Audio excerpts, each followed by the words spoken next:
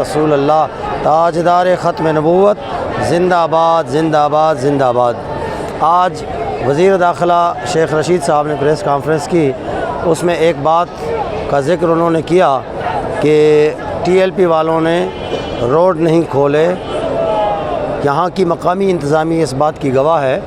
ہم سے D C صاحب آ کے ملے، اے سی صاحب آ کے ملے، ڈی ایس پی صاحب اور ان کے ٹریفک انسپیکٹر، 5 انسپیکٹر ان کے آئے یہاں پہ، اور ہم نے یہاں پہ ٹریفک کو بالکل آن کیا، اور یہ آن دا ریکارڈ ہے، ویڈیو بھی ہم نے شوٹ کی، اور پوری پاکستانی عوام کے سامنے یہ بات آ گئی کہ ہم نے یہ ٹریفک جو ہے ٹریفک کے لیے روڈ کو کلیئر کیا۔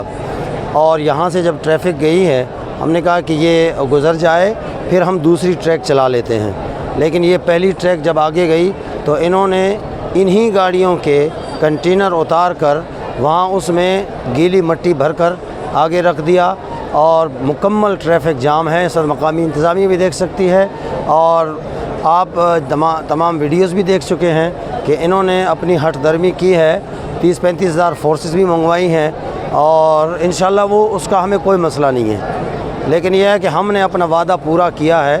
جو ٹریفک تھی وہ ہم نے چلا دیا۔ اب مکمل ٹریفک جام ہے، مکمل ٹریفک جام ہے ان کے کنٹینروں کی وجہ سے۔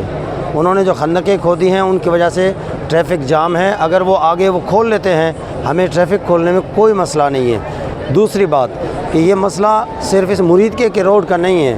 یہاں چلو ہمارا یہاں پہ ناموس رسالت کے شرکاء بیٹھے ہوئے ہیں لانگ مارچ کے، آگے کون بیٹھا ہوا ہے؟ جہلوں کا پل کیوں ٹوٹا ہے؟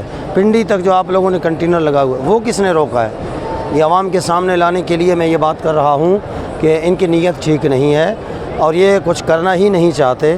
اگر یہ چاہتے تو یہ 1 گھنٹے کا کام تھا، لیکن انہوں نے سارے ہمارے معاہدے کو، سارے ہمارے کاز کو، سارے ہمارے جو معاملات تھے ان کو ایک روڈ پر لا کر کھڑا کر دیا ہے۔